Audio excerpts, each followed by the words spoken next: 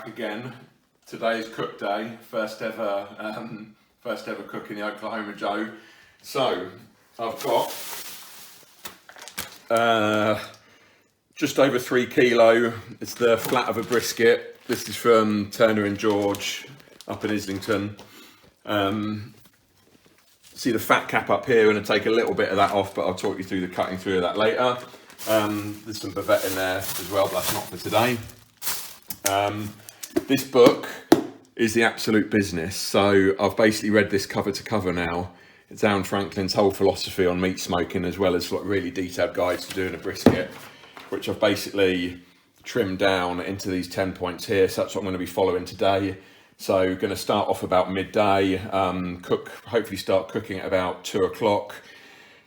Estimating about 10 to 12 hours cook time. He talks about pushing up to 275 Fahrenheit. Problem now is with the Teltra and with American books, I've got to start operating in Fahrenheit. And then I was watching this video on YouTube as well about a 12-hour, up to 12-hour rest on a brisket. At least 2 hours, but maybe even up to 12. As long as the temp stays above 140, then that'll be fine. So I think I'm going to try that as well. So what I'm going to experiment with is basically cooking it during the day, hopefully pulling it off just before bedtime, or I go to bed when it's done, but at least I don't have to stay up all night. So we've got I've taken out the vac pack. I'm just trying to figure out the anatomy of this now. So I think if this was, because this is just the flat, I think if this was a whole brisket, I think the point would be coming off here, because that looks like we've got this flap of meat here, where the grain's going slightly different because the points are part of a different muscle. So I think that might be a bit of point. I'm not totally sure, but anyway, because it's loose and flappy, that's going to come off. I'll take off that fat nub, and then don't want to be too fooled by this bit up here, because then if we look across here, we've got the whole fat cap that's sat on top of the meat. So I want to run that down to about just under 1 centimetre. So I'm going to be cutting off a fair chunk of that fat cap, basically. The Franklin stuff I was reading about trimming the brisket was talking about tidying up the sides as well. But to be honest, a lot of that's already been done. The sides are quite tidy. There's no real gnarly bits hanging off. So this isn't much of a clean-up job. The butcher's done a pretty good job in doing a lot of that for me. So I'm just going to start off just by getting into here.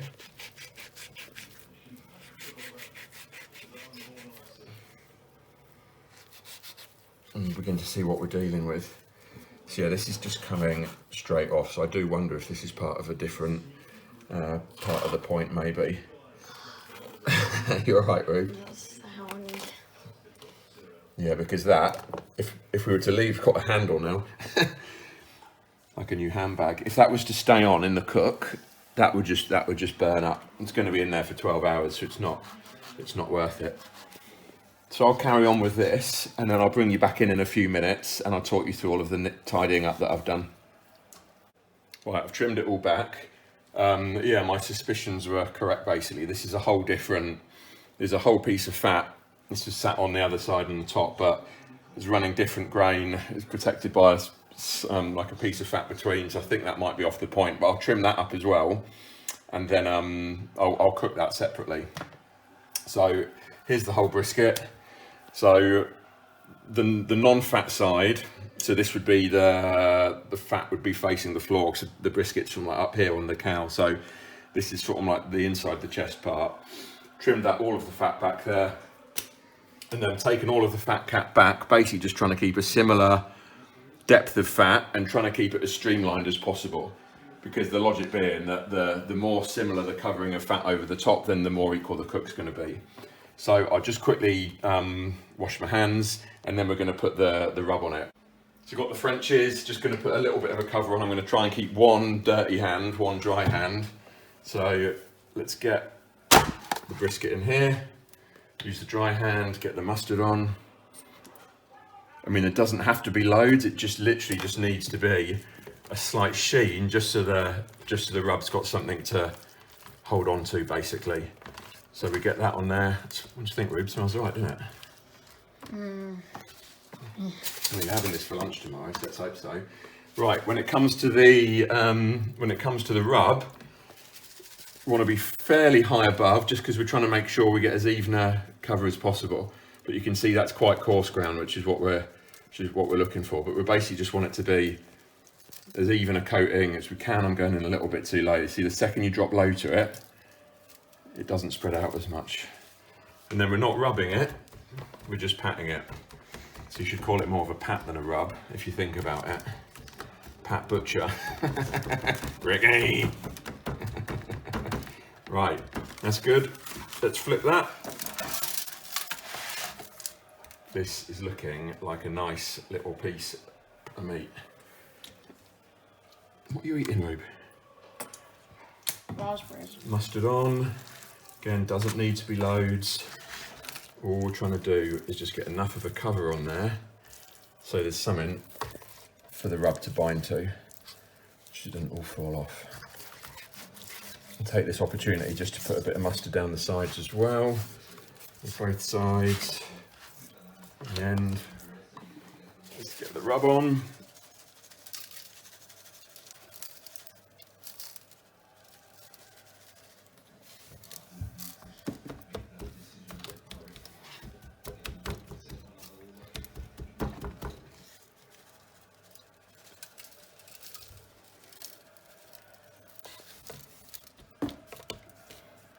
You reckon you'll give this a try tomorrow, Rube? Yeah. What do you think the score's going to be? In the England match. England-Croatia tomorrow. 2-1 to England. Goals scored. Who's going to Harry score? Kane and Of Phil course. Foden. And Foden. Well, that'd do my fantasy team absolute wonders. So I got Kane as captain tomorrow. Starting Foden as well, hopefully. Right, what I am going to do for these end bits is just put a bit of the rub. That's a bit too salty, that bit. But just get the end and the sides and that bottom bit. That's looking alright. Cool. Last little sprinkle on top because we lost a bit when we flipped it. And that sounds like Rubes needs the toilet. So that's now going to sit there for an hour. I'm going to get the cooker started in the meantime. Just setting up the smoker. So I've only got the 2 grates on there just because we're cooking the one piece. That just means I'm just going to have much easier access to the water pan. You can probably see where I've actually just put a bit of foil underneath as well. So I will just see if I can catch a lot of it, just to catch some of the fat as it renders off, just to ease the clean up basically. I've got a few metal pots underneath though, just to catch any oil that comes out of the holes. Fire basket's ready to go, and then I'll just be starting the chimney on the Weber in a minute, and then we'll be get going. Coals are starting to come up, so they'll be going on pretty soon. Just put a little bit of a base layer down in the charcoal basket, just to get a longer cook time. Water pan's now full of water, so as soon as that's ready I'll pour it on, and then we'll start trying to lock the temperature in. So we got first thermometer on the right hand side at 240. We're at about 250 on the left hand side, and the digital probe, which is grate level, is reading 235. So we're going to go in. I've just closed the vents down slightly as well, just 'cause it's going to climb, but just sort of like try and cap it out at no higher than 275. So brisket's ready to go on. That's raised up to room temp. That little off cut, I've just salt and peppered that up. That's going on as well. We'll just see what happens with that. And we've got some lovely post oak that we're going to be smoking with today. These are some of the best wood chunks I've bought, to be honest with you. Absolutely huge. Looking forward to using these. Right, let's get it on. We've been going for just over 3 hours. We're about, let's see, 250, 240, and then 237 grate level, 162 in the meat. So I've got a little apple cider vinegar and apple juice spritz, so we're just going to open it up. This is the first look, so it's been in there for just over 3 hours.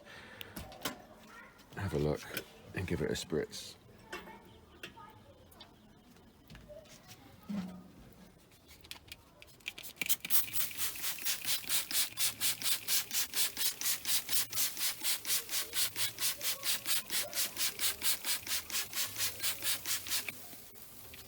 Get a bit more in here actually. I think I'll fill that up a little bit more. But yeah, Looks like it's coming along. Might just give it a quick poke actually. Yeah, I mean all that fat's still really tough, so we've got a long way to go, but at least there's some colour being added to it. And I keep spritzing probably about every 45 minutes now, I think. Nice one. Right, it's just coming up to about 10 p.m, so it's been on for 7 hours. The meat's at 167, so the meat's gone up 4 degrees in 4 hours, so that is classic stall territory. Cooker's at about just over, it's 225, just over 225, 226 grills. It's all pretty even. So this is basically now just the test to see if it needs to be wrapped yet. And we're basically talking about the 4 main things: the colour, crusty bark, as the fat rendered, and 165. Well, 165 is the least important, and we're at that. So what we're looking for then is the colour. So let's have a look. Should be starting to blacken up a bit, which it is. The fat, it's definitely rendering, but I think you're almost meant to be able to poke through the fat. Maybe up there a bit. I mean, it is starting to come out. Jesus, that's hot. It is starting to come out a bit more translucent rather than, yeah, I don't know. I think I'll chuck a few more coals in. Stop hiccuping. I'm so sorry. I'm gonna stick a couple more coals in and then see if we can push through a little bit, and then I'll check it in about another 45. Oh, let's give it a quick spritz though. Oh, water pan's running low as well. So let's get that top back up again. 10:45ish, I think. So what's that? Probably about 45 minutes, an hour after we last checked in. Yeah, looking all right. Temp-wise, 172. So we've gone up about 5 degrees. So I think we're pushing through the stall. Haven't wrapped yet, so I'm basically just going to give it a check, but more or less just for the point of just if the fat's squidgy, I'm wrapping it basically, I think, because if we're going through the stall slightly, so we're talking about wanting a slightly crusty bark. I mean, that's looking fairly crusty in places. Wanting deep mahogany, black in places, stick in that box. Yeah, I mean, I don't know, maybe it could go a little bit longer, but I also want to go to bed tonight, so I think I'm going to wrap it. So we've got the pink butcher paper unfinished, so there's no wax on it. 2 pieces, about 70 centimetres long. Laid them parallel to each other. Just going to slightly offset the angle a bit, just so we get a little bit more at the end. I'll spritz that, brisket on, wrap it up, and see if we can film that for you as well. Let's go get it. Brisket's going to be hot. Get that on here, and then paper on. Let's wrap in the sides. Okay, so we've got fat side down now. Wrap the sides in again. Fat side back up. Following this little ring. Get it underneath. Right. That's ready to go back on. Do just need to do the water pan again though. I'm going to get that bottle, fill up the water pan. This will go back on. Then we're going to put it off, well, check for tenderness at about 200 Fahrenheit, 203. But yeah, basically the tenderness check, and then we'll see how we're getting on. Oh, it's an hour later. I'm going to have to lob a few more coals on. I'm hoping this will be the last refuel of the night. Temps just dropped a little to 232, but the meat's just shy of 190, so the momentum is beginning to head in the direction of south on the cooker, on the pit. So I do just want to make sure that we don't drop down too far and we lose all the momentum. So I'm going to stick a little bit on, hopefully just get up to about 240ish, push it through to 190. The way it's lifted, I'm hopeful actually that we could be done by about 1 AM. I fell asleep. It's at 2:05, so it's gone a little bit over, but I'm hoping that'll still be alright. So I've pulled it off. I'm just going to wrap it up now, stick it in the cooler. Right, so what happened? About midnight, put some more coals on. Remember it being about 1 AM, temperatures hadn't shifted too much. Fell asleep, woke at 4 AM and it had gone over slightly. Pulled it off quickly, got it in the cooler. There's loads of insulation packing in there as well. So it's been resting for 4 hours so far. and has dropped about 50. I'm hoping we can get another 4 hours out of it, and don't really want it to go anything below 130. So, I mean, if it does, we'll just have to reheat it a bit in the oven. But yeah, lots of lessons learned. Anyway, I'm off to the driving range. Right, so we've now had close to, I can't even do the maths anymore, 9 hours, 10 hours rest, something like that. I'll put it in the comments, in the notes once I've figured it out. You join me in #Albert's dad's new house with #Albert's dad's son, fellow YouTube star. Subscribe to Chris 21 this space, capital C. Right, lid off the cooler, please. Yes, Get the lid off the cooler. Just got to lift it, that's it. Take the insulation out. Get all the insulation. There's a really sharp knife in there, actually. Why? It's just food grade insulation. Don't worry about it. Okay, Right, sure. sharp knife, I'll take that. Right, put your hand on that and tell me what you feel. I feel warmness. Warmth and moisture is what you should be able to feel. Yeah.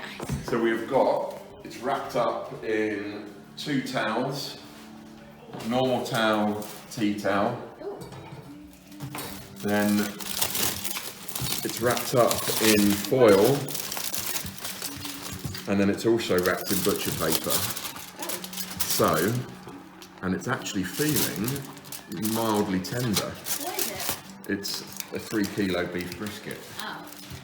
We always have to see that. So, okay. So, what do you smell? I can't smell anything, my nose is blocked. What am I supposed to smell? Okay, that actually is pretty moist and pliable.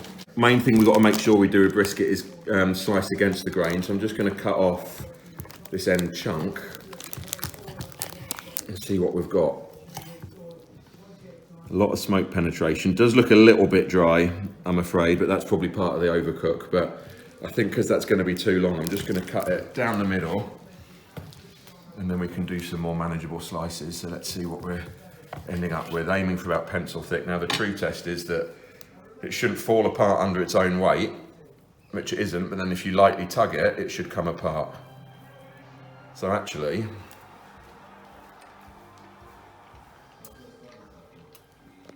tiny bit drier than I want it to be, but given I fell asleep, I'll accept that.